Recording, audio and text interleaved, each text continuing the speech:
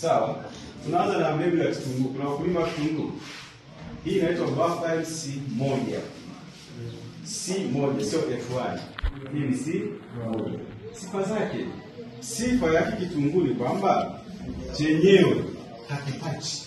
Ukiotesha inatoa kitunguu kiasi kimoja, balbu moja tu peke yake. Haina machipukizi wa pembeni. Unaelewana? Lakini pia kitunguu hiki chenyewe kikiota hakichanui, hakitoi mbegu. Hamjawahi kuona vitunguu vinatoa vinachanua? Na huwa vipo. Sasa hiki chenyewe hakichanui.